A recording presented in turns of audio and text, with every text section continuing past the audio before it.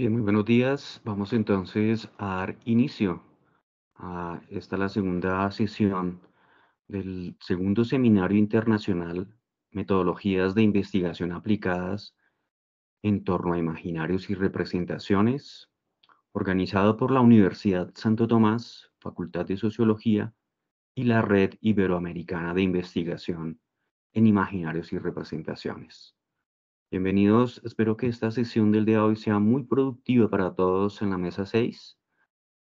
El eje a abordar es educación y vamos a tener tres ponentes invitados muy interesantes quienes nos van a hablar en torno a este tema.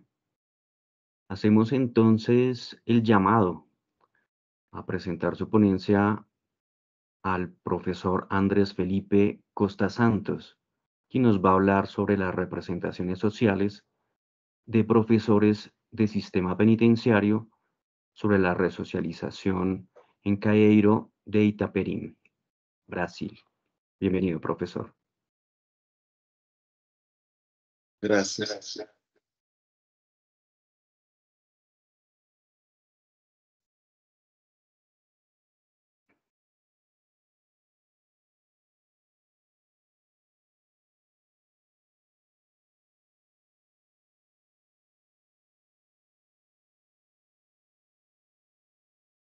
¿Puedo empezar, Ricardo?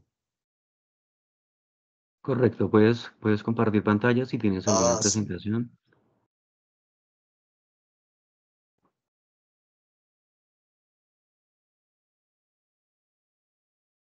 Adelante. Sí. Bueno,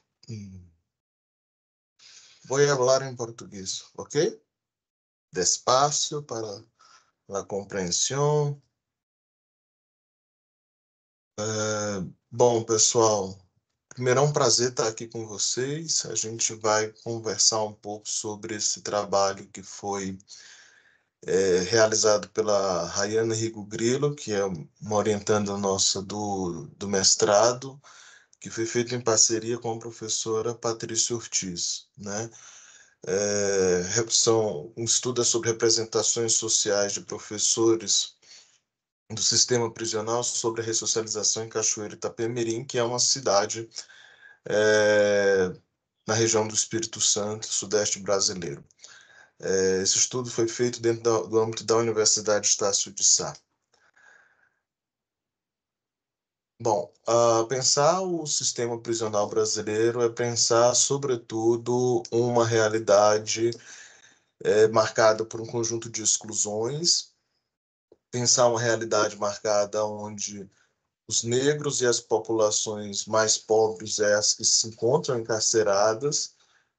E, paralelo a isso, a gente, no Brasil, nós temos, em consonância com as leis internacionais, uma perspectiva de direitos humanos aos quais vai se apregoar a defesa de uma reintegração, de uma ressocialização dessa pessoa que está em cárcere, né?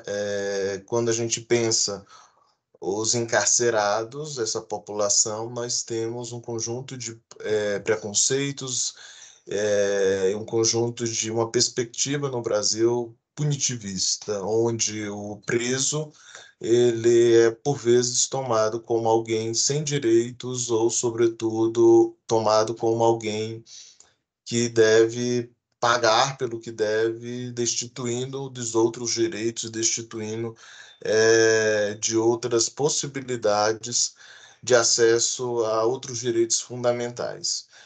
A educação, nessa perspectiva, ela é um dos direitos fundamentais e a nossa Constituição coloca o dever, evidentemente, de todos os aparelhos do Estado, prisão, escola, saúde, funcionarem em prol da defesa e do desenvolvimento da ressocialização dos apenados. A teoria das representações sociais, então, ela se emerge como uma perspectiva teórica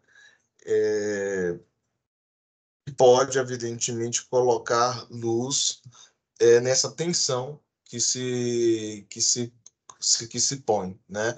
A gente já tem um conjunto de estudos que vão falar dentro da psicologia social sobre o processo de assujeitamento, mas dentro do âmbito da educação, a gente, pelo menos no âmbito brasileiro, temos poucos estudos sobre representações sociais e educação prisional. No nosso levantamento, a gente só constatou dois, né, sendo que o último foi feito na década de 90. Então, é um tema ainda pouco explorado pelos pesquisadores do Brasil, né? Nessa linha, pessoal, quando a gente está pensando a ressocialização, a gente colocou como problema de pesquisa investigar quais são as representações sociais desses professores que atuam na ressocialização para apenados, né, para encarcerados em Cachoeira e Itapemirim. A gente colocou os professores, sobretudo, o grupo de professores, sobretudo, não como o único responsável, pois compreendemos que pensar a ressocialização é pensar em um conjunto de outros atores envolvendo a escola, os advogados, o sistema judiciário, os próprios policiais, as famílias e outros aparelhos que se coligam nessa difícil missão que é ressocializar. Então, o objetivo desse trabalho é, sobretudo, analisar quais são as representações sociais de professores que atuam no sistema prisional sobre a ressocialização. A gente vai, então, pensar quais são as perspectivas que eles têm, os desafios que se impõem e quais são as estratégias, evidentemente, que eles vão estabelecer, entabular para efetivar ou não essa ressocialização dentro, evidentemente, da medida do possível. Aqui estão algumas justificativas que a gente já basicamente comentou. Aqui tem alguns marcos legais brasileiros que vão basicamente apregoar a necessidade da gente pensar a ressocialização, mas pensar a ressocialização não só por uma lógica punitivista, só por uma lógica meramente do direito, mas também colocando luz nos elementos subjetivos que escrevem esse grupo de apenados e essas tensões que envolvem a educação como uma das possibilidades, um dos elementos que vão pensar a ressocialização, a reintegração desses sujeitos. Aqui está, então, algumas perspectivas teóricas. O Moscovici vai colocar muita ênfase nessa questão da relação ego-alter e objeto, né, como um elemento, sobretudo, de tensão, mas o que chama a nossa atenção é, sobretudo, no contexto psicossocial ao qual eles se inscrevem. É esse contexto que vai, ao mesmo tempo, colocar luz, mas também vai trazer tensões teóricas e tensões dentro desses grupos, né? A gente parte, então, para a pesquisa. A pesquisa ela é basicamente qualitativa, mas a gente coloca também alguns elementos quantitativos. Ela teve duas etapas, né? Uma exploratória e uma outra de aprofundamento. E aqui no Brasil, a gente tem um comitê de ética, né, que foi aprovado essa pesquisa. E para a gente pensar ressocialização, a gente pode pensar ressocialização de várias formas. A gente pensou a ressocialização em algumas dimensões de análise, né? Na dimensão da reintegração, né, desse apenado, desse encarcerado voltar a ter seus direitos plenos de liberdade dentro dessa sociedade, as estratégias que o próprio sistema prisional, o sistema judiciário brasileiro faz para promover essa ressocialização e pensar também os desafios aos quais eles se encontram, né? Isso posto, isso permite com que a gente tenha coloque luz não em toda a dimensão da ressocialização, mas em aspectos centrais que escrevem esse objeto que, de fato, não é de fácil apreensão. É um universo estupidamente do universo reificado e marcado por tensões e, sobretudo, por preconceitos no âmbito brasileiro, a partir, sobretudo, dessa ola conservadora que houve, na qual há uma síntese bastante forte em que bandido bom é bandido morto, né? Então, pensar a ressocialização é quase como pensar um privilégio nesse imaginário brasileiro.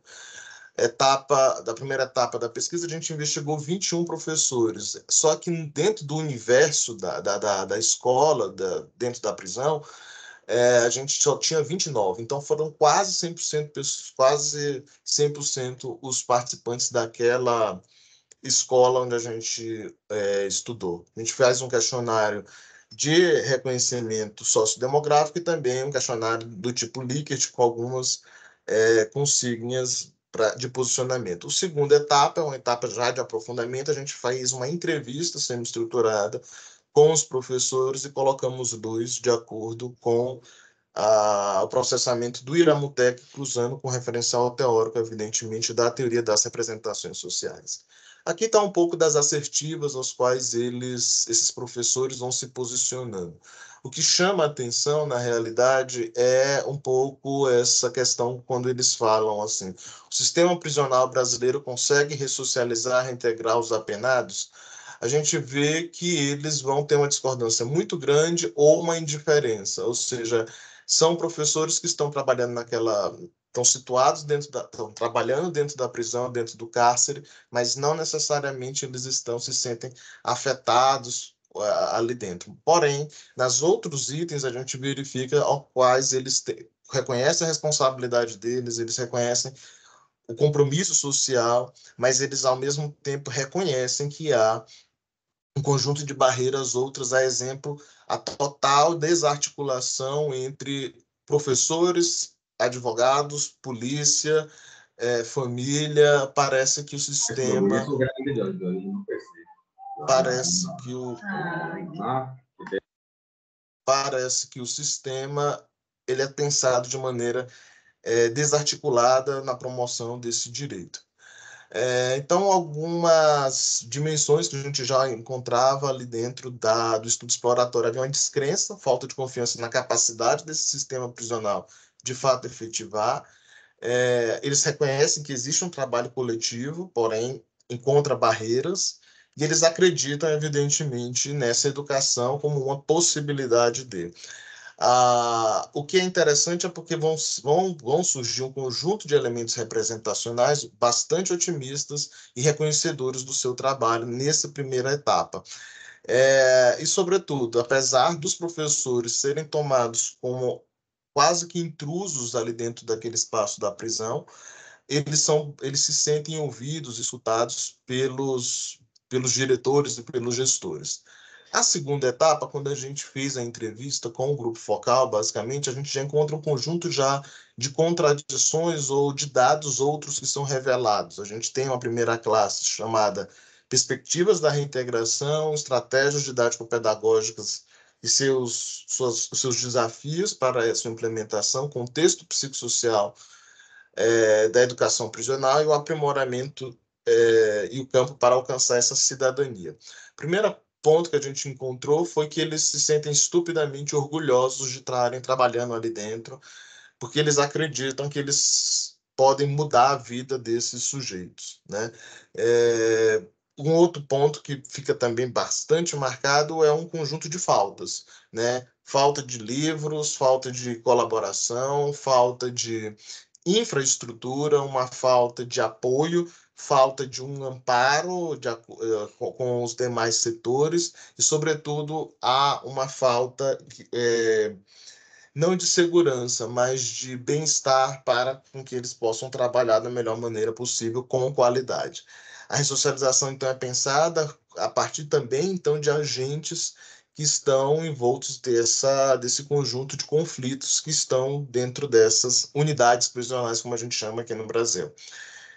O que deveria, então, para eles melhorar seria, sobretudo, a formação desses professores, os recursos e uma valorização. Apesar deles serem ouvidos, não necessariamente esses serem ouvidos querem dizer que eles são escutados e valorizados diante do sistema prisional.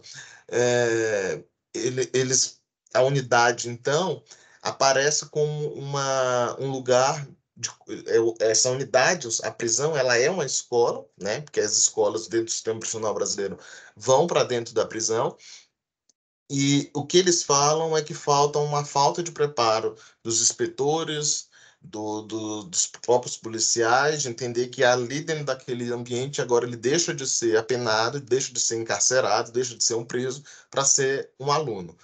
E aí, então, falta uma formação em rede continuada, isso é o que eles mais revelam como os elementos assim que poderiam contribuir, evidentemente, como uma estratégia para a promoção dessa ressocialização.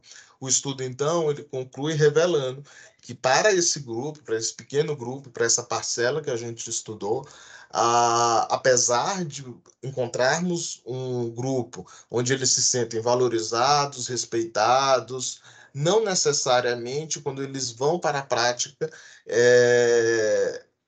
do dia a dia, do cotidiano escolar, isso vai permitir potencializar uma ressocialização efetiva e concreta para os apenados. Eles reconhecem que é importante o papel que eles ocupam, só que esse papel que eles ocupam é, por vezes, embarreirado por um conjunto de situações e de conflitos cotidianos, de uma desarticulação de um Estado onde o judiciário não pensa na educação, a educação não está pensando junto com a saúde, a família não reconhece aquele ambiente como um ambiente propício. Então, são um conjunto de outros conflitos e tensões aos quais esses professores pensam a ressocialização. A priori, eu agradeço, deixo aqui os meus contatos, o meu e-mail subiu aqui, mas depois eu posso passar. Aqui é um QR Code que vocês podem ter acesso ao estudo mais integral. É isso, professor Ricardo. Eu agradeço. Acho que eu cumpri o tempo aqui. Obrigado. Bien, muchísimas gracias, André, por tu intervención. Sin lugar a dudas, es un tema muy importante para el trabajo con educaciones en instituciones especiales. Te agradecemos mucho la intervención. Vamos a dejar las preguntas para la parte del diálogo al cierre, entonces para que por favor las vayamos anotando y posteriormente las socialicemos. Vamos entonces a hacer el llamado a presentar ponencia a la doctora Patricia Ortiz Monteiro, que nos va a hablar sobre las voces de las mujeres en el régimen semiabierto, sobre resocialización y educación, un análisis representacional. Bienvenida, Patricia. Por favor, habilita el micrófono. Ok, obrigada. Gracias. Obrigada, professor Ricardo. Vou colocar minha apresentação aqui para vocês.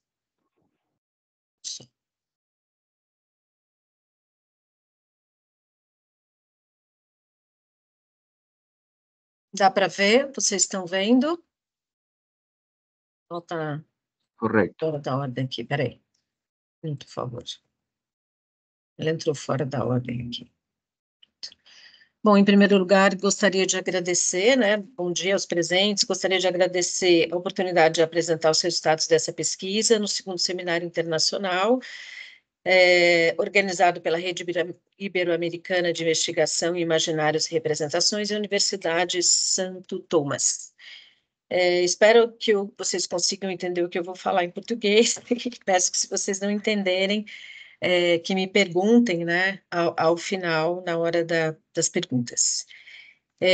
O professor André já fez a apresentação dele, nós desenvolvemos um projeto juntos, e esse recorte que eu vou apresentar, né, aqui, ele faz parte de uma pesquisa mais ampla, né, realizada numa tese de doutorado da professora Janaína Araújo Andrade, né, que foi minha orientanda, né, e o que nós vamos apresentar aqui, na verdade, é um recorte dessa pesquisa, né, e que faz parte das pesquisas desse grupo no qual eu e o André fazemos parte. Então, o título, né, do recorte que a gente vai apresentar aqui é As Vozes das Mulheres em Regime Semiaberto sobre Ressocialização e Educação, uma análise representacional, né? O professor André também já contextualizou nossas pesquisas, né, falando da perspectiva das prisões como uma barreira de fechamento, né, dos internos com o mundo social, caracterizado pela punição e pela violência. Então, eu apenas vou complementar e dizer que no Brasil, apesar da Constituição Federal de 88 inserir a educação como um direito fundamental, né, e a lei penal também dá direito à educação aos indivíduos que estão reclusos, há um desafio muito grande para que isso aconteça, né? Então, a oferta de educação em prisões, embora seja um direito garantido, né, pela Constituição, né, e pela Lei de Execução Penal, ela enfrenta muitos desafios para sua implementação, né? E aí a gente entende que é por aí que a pesquisa, por aí a gente ressalta a importância dessa pesquisa também. O sistema prisional reconhece, né, que as pessoas privadas de liberdade, elas potencialmente podem ser ressocializadas, né, e na prática também há muitos desafios para que isso aconteça. Dentro do sistema prisional brasileiro, a gente vê, né, dentro do sistema de restrição de liberdade, o regime semiaberto, né, que eu já vou dizer o que é, e o regime fechado. No regime semiaberto, é permitido às pessoas em situação de privação de liberdade que elas trabalhem e estudem durante o dia, inclusive fora da prisão. Então, elas saem da prisão, estudam ou trabalham, e depois elas retornam à unidade prisional à noite, durante a noite. Tá? Então, diante desse contexto colocado já pelo professor André e complementado com esses slides que eu estou anteriores, né, que eu acabei de apresentar, a pergunta norteadora desse estudo é a seguinte, né, quais são as representações sociais das mulheres privadas de liberdade sobre a ressocialização e a educação? E o estudo propôs-se analisar as representações sociais de mulheres em situação de privação de liberdade sobre a ressocialização e a educação por intermédio do aporte psicossocial da teoria das representações sociais.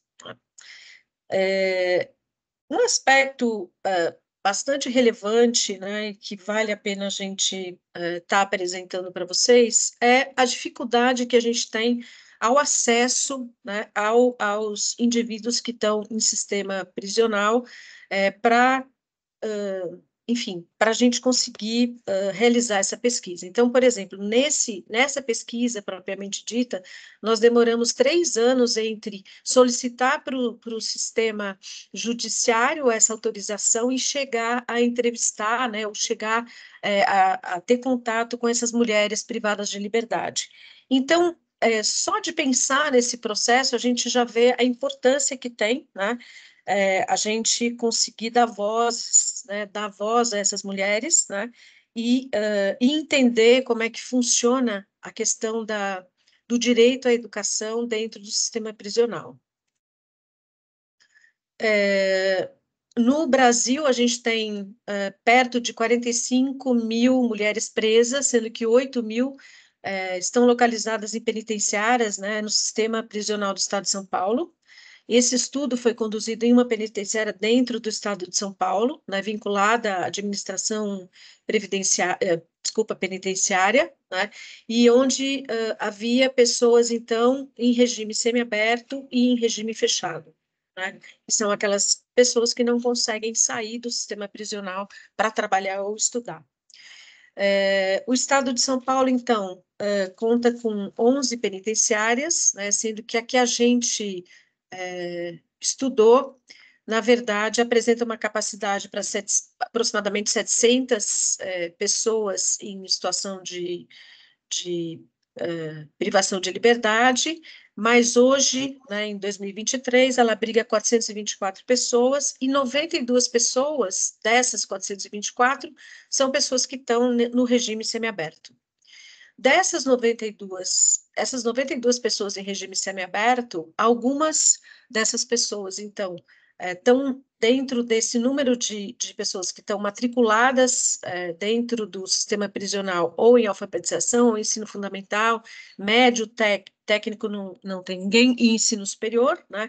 Principalmente as presas estão matriculadas em ensino médio fundamental, e dessas 170, 26 mulheres aderiram à pesquisa, né? 12 delas estavam em regime semiaberto e 14 em regime fechado dentro dessa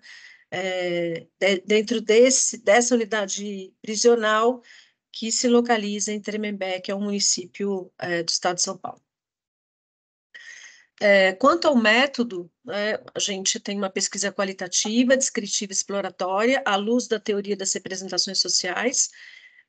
Foram realizadas 2 etapas. Uma primeira etapa em que se coletou dados primários da pesquisa, né? E então foi realizado um questionário sociodemográfico, né? E o emprego de desenhos, em que as mulheres privadas de liberdade desenhavam livremente algo a partir dos termos educação, ressocialização, projeto de vida e futuro. E uma segunda etapa, né, com esse mesmo grupo, com a aplicação de entrevistas semi-estruturadas, e as dimensões investigativas que foram aprofundadas foram a trajetória de vida desses participantes, o cotidiano nesse espaço prisional e a educação e perspectivas de vidas dessas mulheres. Essas dimensões investigativas foram propostas a partir da revisão de literatura, do referencial teórico e também dos resultados desse primeiro momento, nessa primeira etapa, né, da investigação. O projeto de pesquisa foi aprovado, né, pelo Comitê de Ética de uma universidade brasileira. Foram aplicados, então, como eu disse, questionários, desenhos e entrevistas semi-estruturadas. Aqui o recorte dos resultados que eu estou trazendo são das mulheres que estão em regime semiaberto, né? Esses questionários, eles foram aplicados com Google Forms, né, e foram trabalhados com o software Excel.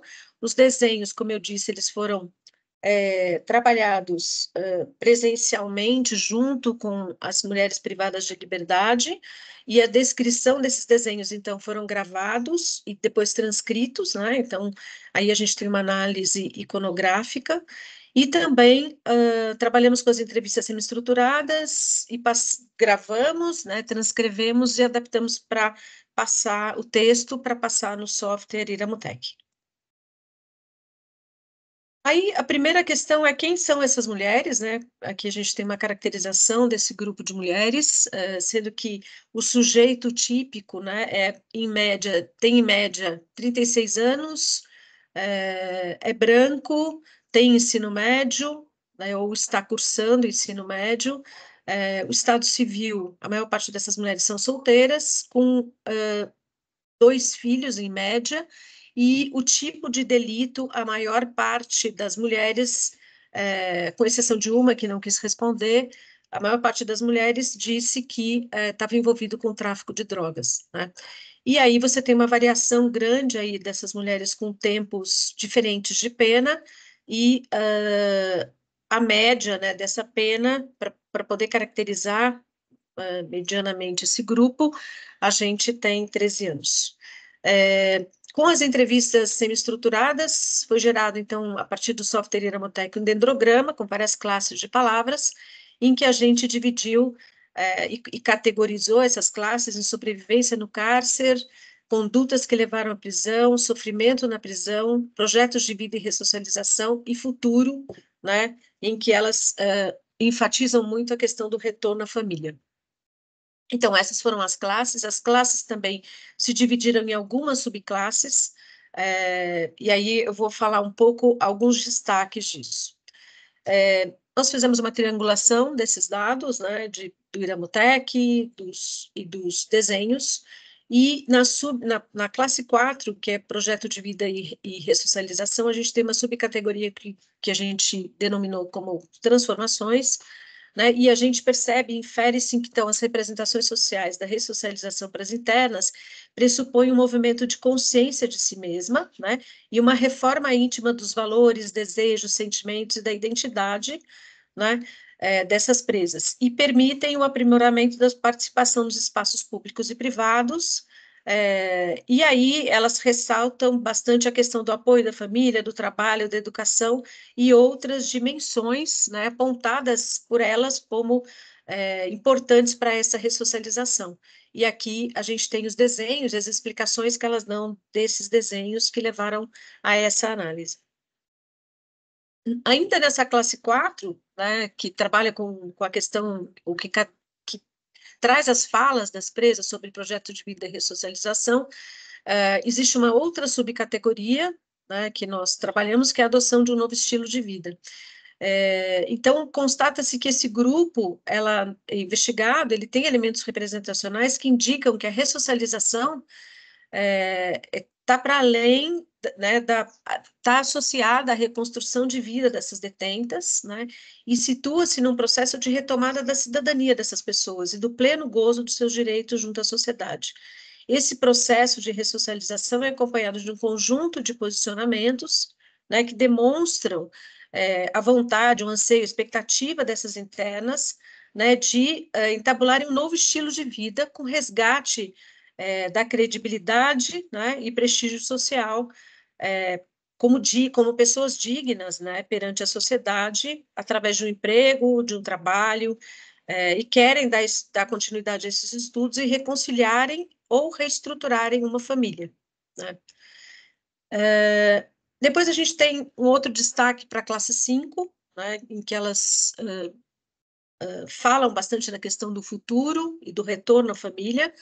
A maioria das detentas apontam com perspectivas otimistas, né, e pensam que no futuro elas vão encontrar suas famílias, mesmo que exista uma relação esgarçada e marcada por distanciamento. Elas sempre almejam, né, esse encontro e pensam que esse encontro será muito importante, né, no futuro. E uma outra parcela diz que há uma frágil relação familiar e salienta um desejo de construir uma nova família. Então, a questão familiar está no centro aí da questão do futuro, né? Quando as mulheres privadas de liberdade falam sobre o seu futuro, falam o tempo todo sobre a questão da importância da família. A gente percebeu uma contradição entre a classe 1 e a classe 4, né? Ao mesmo tempo em que as representações sociais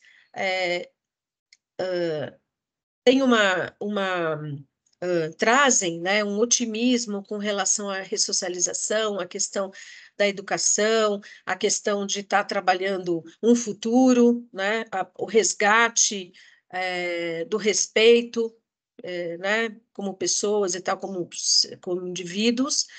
Por outro lado, tem um relato sobre a cultura carcerária, que é perversa, né, com valores, normas, regulamentos que são corroídos, né, por uma desumanização, a punição e a supressão das potencialidades humanas. Então, aí a gente vê uma contradição entre essas duas classes, que ao mesmo tempo em que elas são otimistas com o futuro, né, e com a questão da ressocialização, inclusive por meio da educação, elas relatam essa barbárie dentro da prisão, embrutecimento, né, das pessoas, né, que estão nesse processo de privação de liberdade.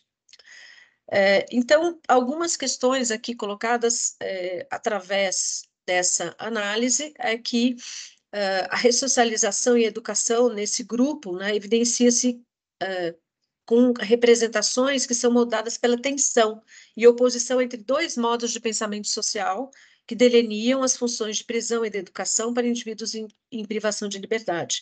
De um lado, a gente observa a cristalização histórica de uma visão que enxerga a prisão como instrumento de punição, repressão, isolamento, vingança, né, pelo ato cometido, né, e até mesmo como um meio de curar um indivíduo que é considerado como um doente social. E, por outro lado, também a gente percebe um pensamento social alinhado a um paradigma inclusivo, né, que concebe a escola, a educação formal, como ferramentas de liberdade, né, de emancipação desses sujeitos. Então, em outras palavras, as representações sociais são forjadas em meio a lutas culturais, polêmicas intelectuais e oposição entre diferentes modos de pensar, como diz e cita Moscovici, em 2010, em seus apontamentos, seus escritos. Nesse contexto, então, esse estudo lança a luz sobre a tensão, né, revelando os conflitos nos pensamentos sociais que permeiam as funções prescritas e vivenciadas pelos aparatos estatais ao associar a questão da ressocialização e educação. Como considerações finais, a gente traz o direito, que o direito da educação é assegurado, novamente, né, a gente traz que a educação é assegurada pela Constituição brasileira, né, e a questão da oferta em grupos em situação de cárcere é mandatória, né, em prol de uma sociedade mais igualitária e justa. Então, para a consolidação da condição da dignidade humana, cabe à educação um relevante papel, né, que se refere à inclusão social, oportunidade de ascensão, de desenvolvimento pessoal, e como auxílio no desenvolvimento da idoneidade vital, reforçada pelo reconhecimento de todos os direitos do indivíduo e de terceiros. Vale destacar que o sistema prisional brasileiro, né, está muito longe de ser tomado como modelo exemplar. Ele tem aprisionados internos, isto é, tem encorajado as pessoas em restrição de liberdade a absorverem e adotarem hábitos e costumes típicos de um ambiente carcerário, né, e apenas desse ambiente, portanto, marcadamente distintos dos padrões comportamentais promovidos pelas normas culturais que governam o mundo fora dos muros da prisão. Né? A maturidade nesse campo de pesquisa, na produção acadêmica, não representa toda a problematização e os desafios acerca do tema estudado. Então, entende-se que há uma constante urgência de aprofundamento de estudos sobre processos educativos e ressocialização dentro desses ambientes prisionais, dando voz às pessoas privadas de liberdade. Obrigada, eu espero que eu tenha cumprido aí meu tempo. E aqui está meu e-mail, se vocês precisarem. Obrigada.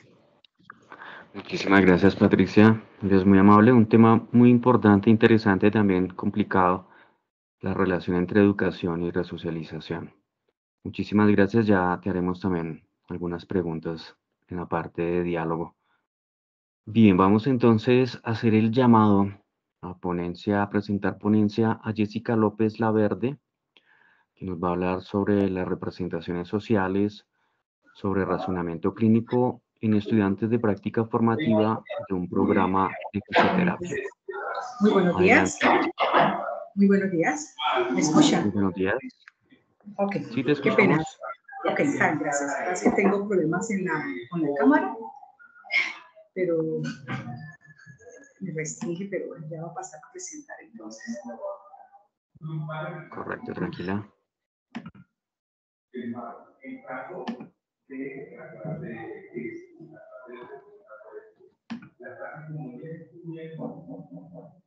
Ok.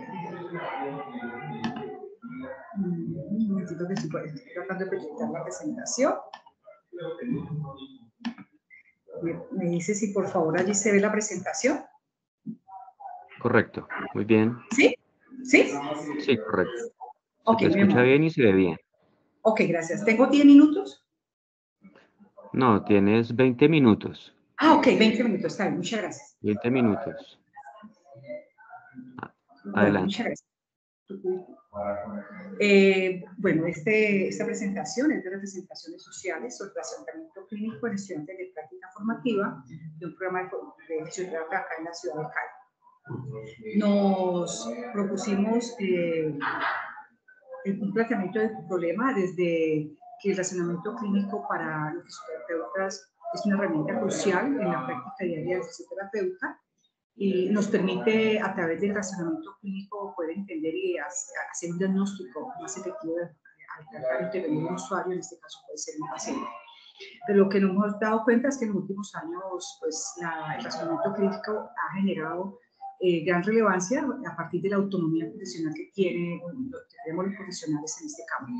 Nos paramos desde Gina y Sara sobre el razonamiento clínico, que es un proceso de resolución de problemas complejos, y es un proceso también que está relacionado con el contexto donde se encuentra y que efectivamente necesita ser influenciado también por el contexto de familia, de las personas y cuidadores más cercanos de un paciente, y a través de eso pues es poder hacer una resolución de un problema a través de ese razonamiento clínico.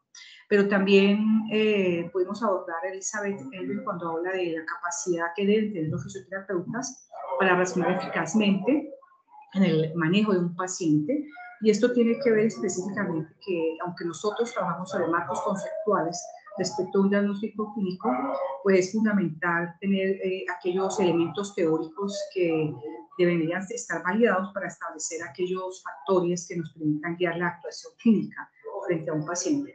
Y el razonamiento clínico, de acuerdo a Peñafiel en el 2020 y 2023 habla que está basado en un conocimiento, que debe tener valores, que debe tener un proceso y que lleva a promover altos niveles de calidad en la intervención, sobre todo para poder guiar la actuación desde la disciplina, pero también se ha encontrado que estudios sobre los fisioterapeutas de relacionamiento clínico, pues aunque ya se han estado abordando un poco, sigue siendo, digamos, un elemento o un campo donde efectivamente es muy importante desde fisioterapia empezar a identificar aquellos constructos de ese razonamiento, considerando que aquí en Colombia específicamente todavía nos falta un poco tener una transversalidad en cuanto a este tema.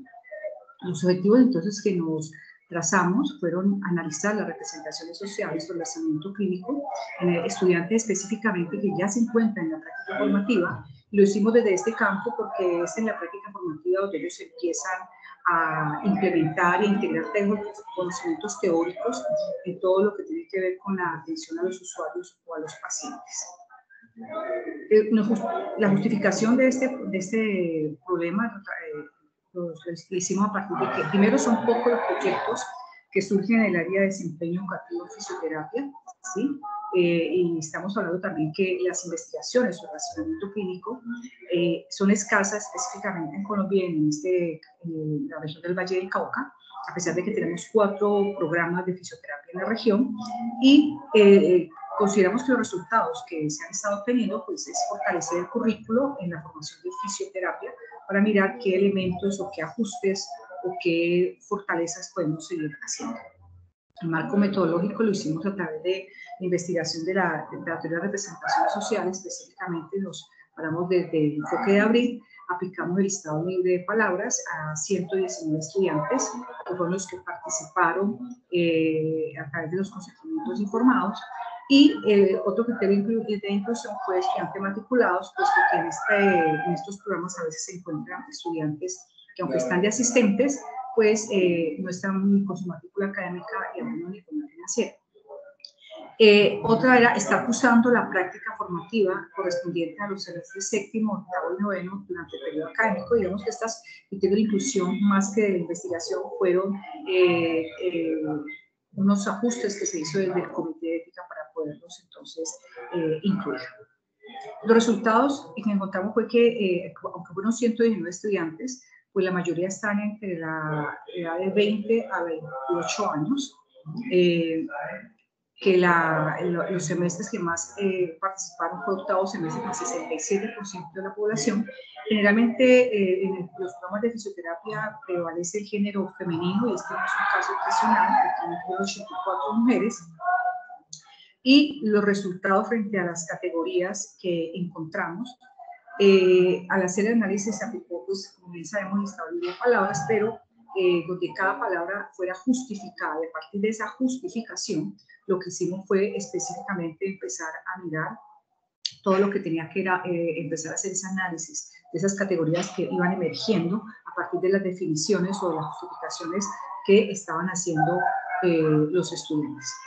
Encontramos 5 categorías que para nosotros fueron importantes, que emergieron, que fueron los términos de evaluación fisioterapéutica, que son términos que los estudiantes relacionan o vinculan con esa evaluación integral de los pacientes, donde no solamente se abordan los aspectos físicos, sino también aspectos psicológicos y psicosociales, y se fundamentan a través de la CIF, que es la Clasificación Internacional de Funcionamiento de Discapacidad, que es la que se aplica dentro de esta disciplina, lo mismo que la ACTA.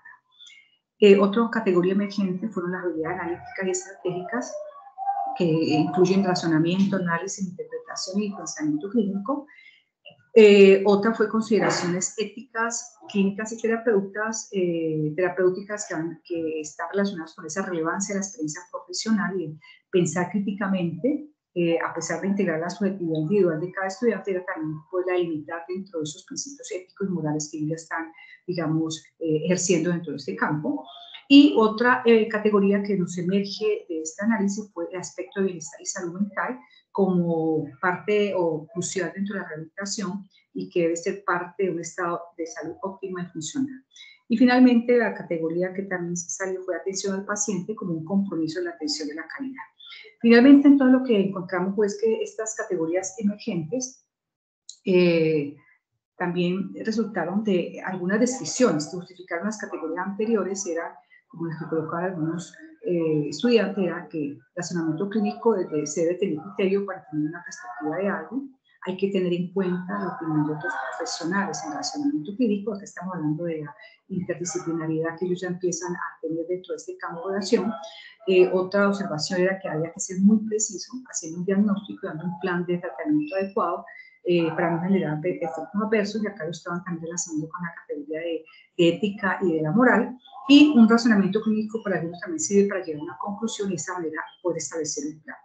Entonces, estos análisis de categorías, efectivamente, lo que presenciaron fue que estos términos o estas categorías emergentes demuestran que los estudiantes están ya empiezan a identificar una amplia gama de aspectos que influyen dentro de este razonamiento, y uno de los argumentos que más se pudo derivar en los hallazgos de todas estas categorías fue que efectivamente para un estudiante el razonamiento clínico va mucho más allá de todas las habilidades analíticas o estratégicas que puedan tener, sino que también el estudiante debería, dentro del razonamiento clínico, tener una comprensión más amplia sobre la importancia en lo que tiene que ver con la atención integral en todo lo que tiene que ver en el campo de la salud, pero también que frente a este aspecto había que tener una interconexión también con el otro, con los otros profesionales, para poder subrayar la importancia de generar planes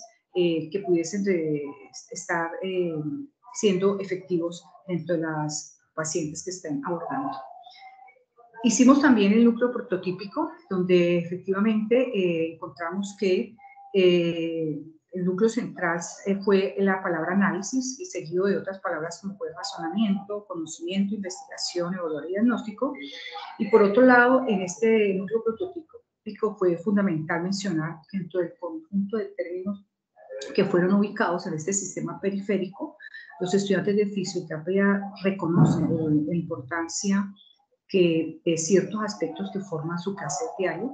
Entre ellos está lo que tiene que ver con la información, con elementos que están en ese sistema periférico, pero que también ayudan a que ellos puedan tener una capacidad para establecer esa relación, esa armonía entre el concepto que han aprendido dentro de la autoridad, pero también entre la autonomía, para ellos empezar a tomar decisiones frente a un desarrollo de la práctica o la intervención que están haciendo.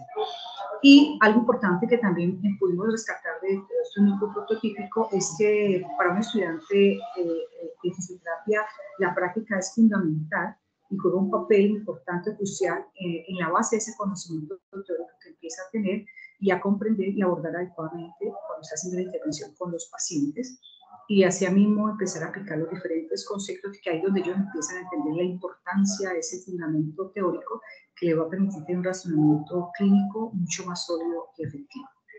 Hicimos también un poco trabajar con Iramutec, en el sentido de que queríamos mirar ese análisis de correspondencia para mirar que si había una relación con ese núcleo prototípico, y lo que encontramos efectivamente fue que dentro de la evaluación con Iramutec, en este análisis podemos encontrar que, a diferencia del núcleo prototípico, donde también está la palabra análisis, y acá también se encuentra con esas palabras con muchísimo más frecuencia de evocación, encontramos también que aquí aparecen otros elementos, otros conceptos que para los estudiantes son claves, es el pensamiento crítico y evidencia científica, todo lo que tiene que ver con esa intervención. Lo que podríamos estar sugiriendo en esta investigación es que hay que sugerir una atención particular hacia los estudiantes hacia la evaluación y comprensión que deben tener sobre la información y la toma de decisiones técnicas, que para ellos es muy importante esa información que le pueda también no solamente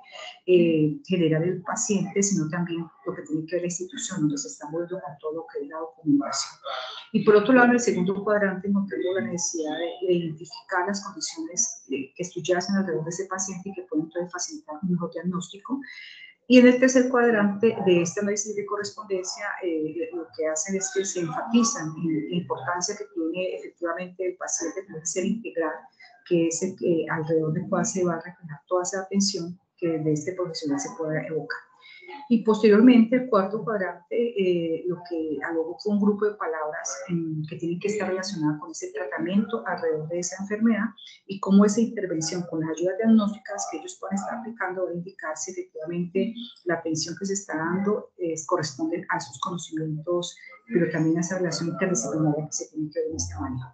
Con Iraputé también hicimos el análisis de similitud para poder entender un poco las interconexiones que hay entre las diferentes palabras y mirar qué tanta fuerza podían haber conceptual había entre estos elementos. Lo que encontramos es que las palabras como análisis, que sigue siendo la predominante en esta investigación, también están relacionadas con otros aspectos que tienen que ver con información, investigación y razonamiento, y emergen como elementos que para los estudiantes son significativos en el análisis de ese razonamiento clínico.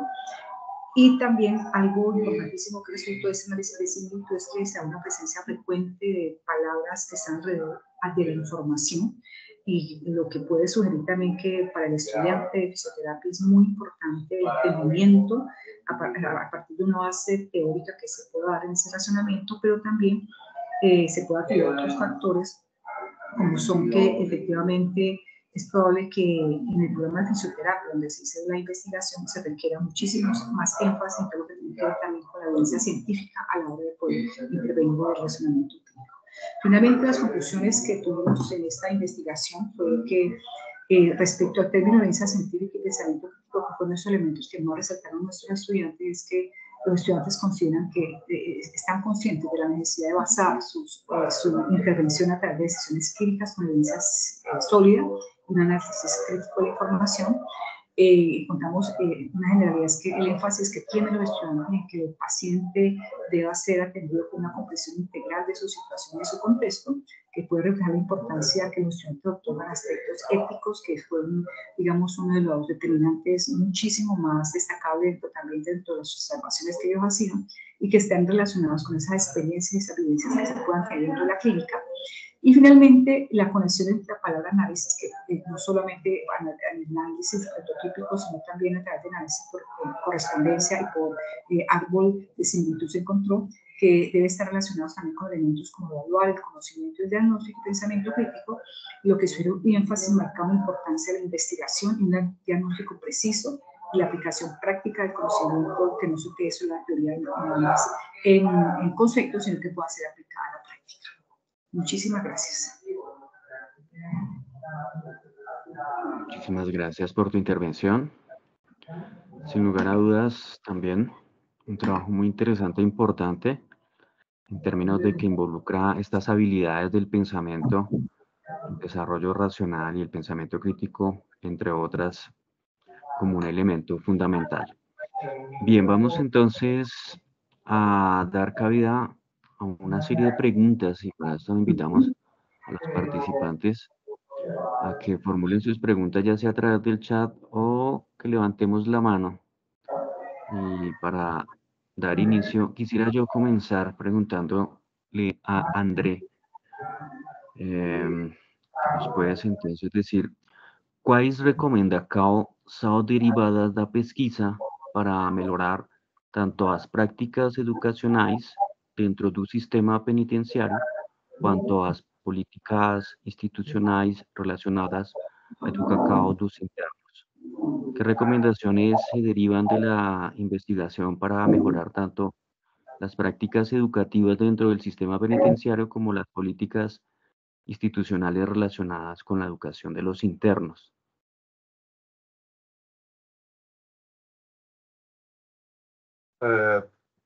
Bom, professor Ricardo, o que o estudo vai mostrar, que eu acho que é uma parte de um estudo maior que congrega o trabalho também da professora Patrícia, primeiro é uma necessidade urgente de articulação entre os aparelhos públicos. Os professores, conforme foi mostrado, eles se sentem, embora valorizados, eles se sentem isolados ali dentro, né?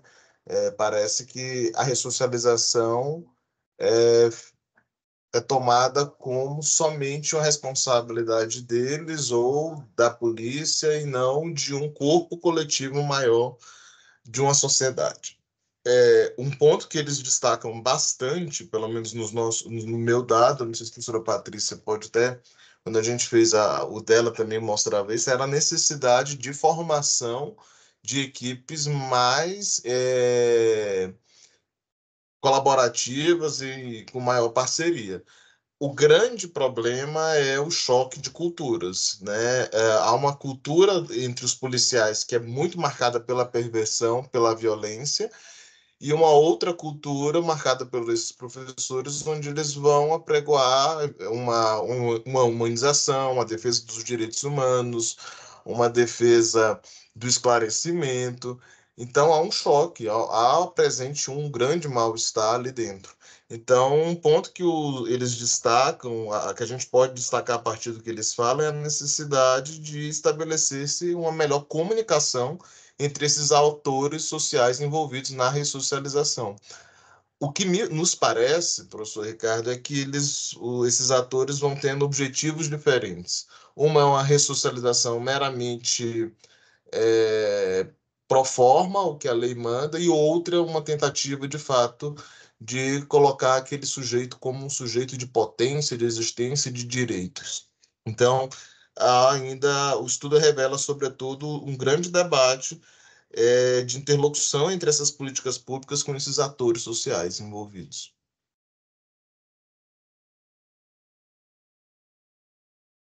Bien, muchísimas gracias. No sé si de pronto alguno de los participantes asistentes quiera aprovechar y hacerle también una pregunta a André sobre algo que quieran que se amplíe o alguna pregunta en especial.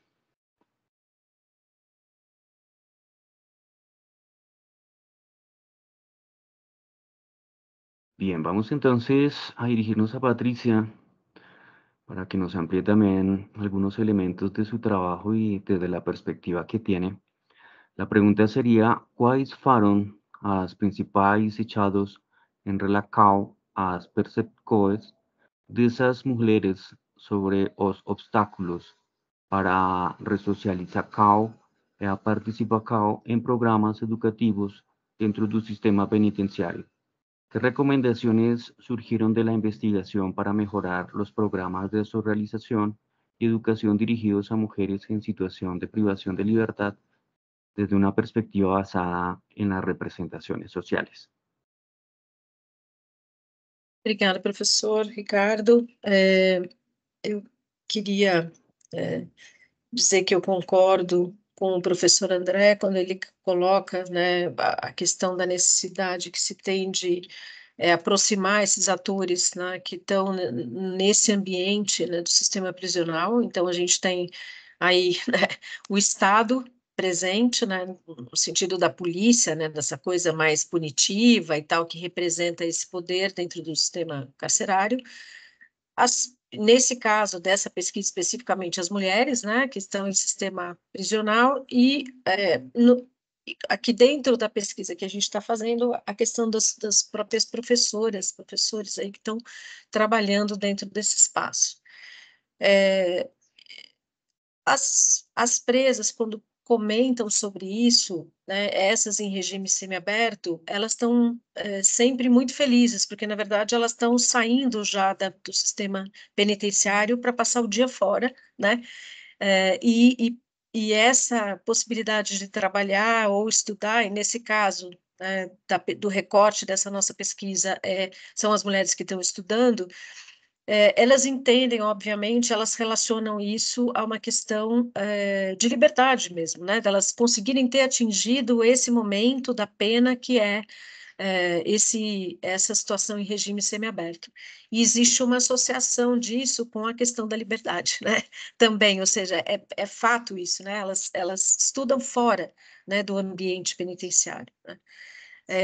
Quando a gente está falando, e a pesquisa era mais ampla, e quando a gente está falando, talvez, das presas que não estão em regime semiaberto, a gente está falando de pessoas que estão dentro da prisão, né, e é exatamente essas pessoas que recebem, né, a questão, estão estudando dentro do ambiente prisional e têm contato com essas professoras que o André fez a pesquisa, né?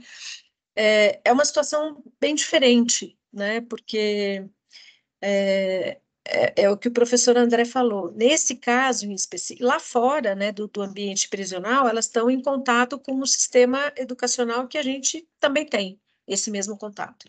Dentro do sistema prisional, elas têm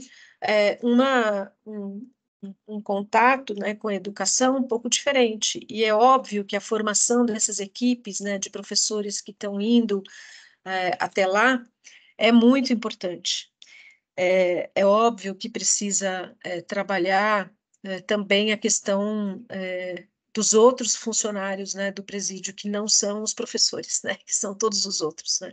A gente tem, é sabido, enfim, não é aqui, vamos dizer assim, o âmbito desse trabalho, mas é sabido que a gente tem, enfim, dentro das prisões brasileiras, uma situação muito complexa, né, de corrupção, enfim, de violência muito grande e uma série de questões. Então, é óbvio que tem, é óbvio que tem uma tensão muito grande, né, entre isso que a gente está tratando, que é a educação e ressocialização, com essa questão, né, do próprio sistema prisional, né, e como a sociedade vê isso também, né, porque se a gente olhar a quantidade de pesquisas que tem sobre esse assunto, né, a gente estava agora mesmo, né, conversando eu e o André, vocês percebem que a própria sociedade entende essas pessoas como talvez não muito dignas, né, de muita coisa, porque são criminosas, né, são as pessoas que estão praticando delitos. E as histórias de vida dessas pessoas acho que é o que mais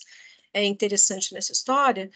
Essas mulheres sempre contam que viviam numa situação de vulnerabilidade, né, social, se sempre tem uma relação delas com talvez um parceiro que seja traficante ou que esteja envolvido com essa questão, ou elas guardaram, né, ou elas ajudaram de alguma forma, guardaram nas suas casas, e aí quando o parceiro foi preso, elas também foram porque a droga estava na casa, ou seja, então você ouve relatos que são bastante difíceis, né, a gente entende a realidade aí das pessoas com uma vulnerabilidade social muito grande, né, e eu acho que isso precisa ser enfrentado, né, a gente está vendo a ponta lá, né, do iceberg, mas na verdade a gente tem toda uma questão de discussão aí, a segurança, né, a questão de tomar a decisão de prender alguém por um delito ou por um crime, passa por uma coisa muito mais profunda, que é a questão social mesmo, né? Como é que a gente trabalha com prevenção a isso, né? Para a gente não ter tanta gente em sistema prisional, como é que a gente...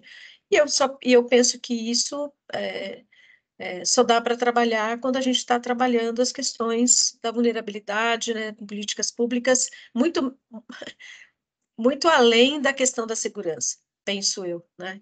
E a gente percebe nas falas delas exatamente isso, né? Elas estão sempre colocando a questão da vulnerabilidade, né, da vida delas, né? Sempre elas estão colocando isso. Então, é uma questão bastante presente e que remete a gente a pensar de uma forma um pouco mais além, né? Não sei se eu respondi, mas enfim. Muchas gracias. No sé si de pronto tengamos dentro del público alguna pregunta dirigida a Patricia en este momento.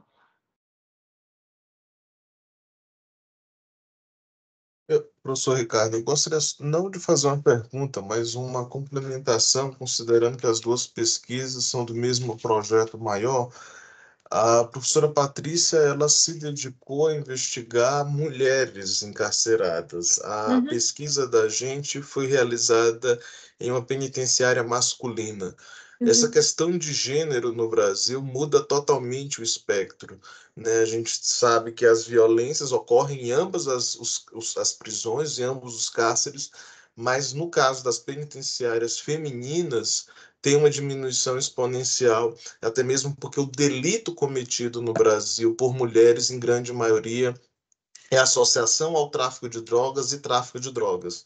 elas vão presas em virtude Uhum. de uma relação, de um casamento, de um matrimônio com alguém. Ou usuárias também, né? Também Usuárias. pode ser uma outra. Já os homens, não, os homens aí você pega bem diferentes. São homicídios, são roubos, é latrocínio, então tem uma diferença bem diversificada. E isso vai impactar na ideia de ressocialização que a sociedade vai ter. Uhum. Ou seja, a mulher consegue ainda ser ressocializada, o homem, entendendo como uma doença social, por vezes ele não é. Então há um imaginário muito perverso quando se pensa a ressocialização ainda no Brasil, a depender, evidentemente, do gênero, da classe e da raça também a qual essas pessoas tenham. Tem razão, André. Muchísimas gracias. Bien, vamos entonces para que podamos también escuchar finalmente a Jessica. Quisiera hacerle una pregunta. ¿Qué recomendaciones se derivan entonces de la investigación para fortalecer el razonamiento clínico de los fisioterapeutas en Colombia y mejorar así la calidad de la atención que brindan a sus pacientes? Ok, gracias. Pues algo que encontramos efectivamente es que los programas no tenemos unificados unos lineamientos respecto al razonamiento clínico. Ahora eso es muy autónomo de cada universidad, pero sí hay elementos que deben ser transversales en todo lo que tiene que ver con la evidencia científica. Eso fue, digamos, una de las recomendaciones que se hizo dentro de la investigación. Y otra que se tiene que ver frente a la calidad es que cuando los estudiantes entran en la práctica, efectivamente, a hacer intervención con los usuarios, digamos que tienen probablemente ciertos temores respecto de que si esos conceptos que han estado durante su formación son los válidos, son los que efectivamente les van a ayudar a generar esos procesos de intervención. Entonces, un poco dentro de eso es también que encontramos que dentro de las universidades el razonamiento clínico, aunque está implícito, no es claro dentro de aquellos saberes que deben tener los estudiantes. Entonces, algo que sí recomendamos es que efectivamente al razonamiento clínico se le debe abordar también como un curso, en el sentido, no como curso como tal, sino que debe ser parte de los cursos y proyectarlos efectivamente a que ellos puedan hacer toda esa intervención desde el razonamiento clínico. Y es muy importante empezar a usar desde el mismo currículo, que es donde encontramos también algunos vacíos frente a este razonamiento, porque algunos docentes en la formación y el acompañamiento que tienen con los estudiantes lo hacen desde su perspectiva, entonces terminamos teniendo un poco de mucho razonamiento, no la integralidad que se debería tener dentro de la formación disciplinar.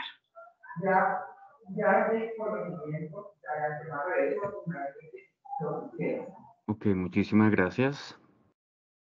Bien, entonces creo que de las ponencias presentadas podemos decir que se ha explorado la importancia de comprender las representaciones sociales en diferentes contextos, especialmente el sistema penitenciario y sin lugar a dudas dentro de un contexto como la práctica de la fisioterapia. Estos enfoques psicosociales nos han permitido ver también cómo las representaciones influyen en diversos aspectos, desde la estrategia educativa para la reinserción de internos hasta el razonamiento clínico. El contexto penitenciario nos ha evidenciado cómo las representaciones sociales de los internos y del personal penitenciario desempeñan un papel crucial en el diseño y la implementación de programas educativos efectivos. También nos ha permitido comprender cómo estos obstáculos y desafíos que enfrentan los internos y tanto el personal es un elemento fundamental para poder lograr la reinserción social. Creo que estos elementos son una base sólida para poder también tener estudios que nos permitan complementar estas recomendaciones y que nos ayuden a promover una transformación social positiva en las prácticas educativas y involucrar elementos de las políticas institucionales dentro de los procesos pues, de resocialización. En el ámbito de la fisioterapia es importante entender también cómo la capacidad de razonamiento clínico juega un papel fundamental y está asociado sin lugar a dudas también con la posibilidad de mejorar la calidad de la atención proporcionada y de fortalecer pues también la capacidad de adaptación a todas las necesidades cambiantes de los pacientes. La importancia entonces de las representaciones sociales, y como conclusión dejamos de la mesa 6 que nos permiten entonces abrir nuevas puertas a la implementación y a la intervención más efectiva y centrada en las necesidades reales de los individuos y también de las comunidades, así como contribuir a una mejora continua de prácticas y políticas pertinentes. Si no tenemos otra intervención o pregunta, damos entonces por concluida el ejercicio de la mesa 6.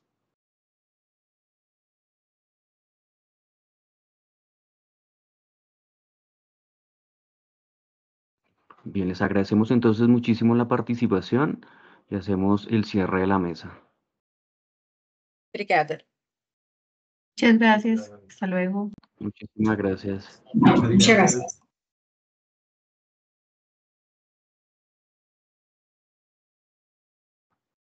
Muchas gracias.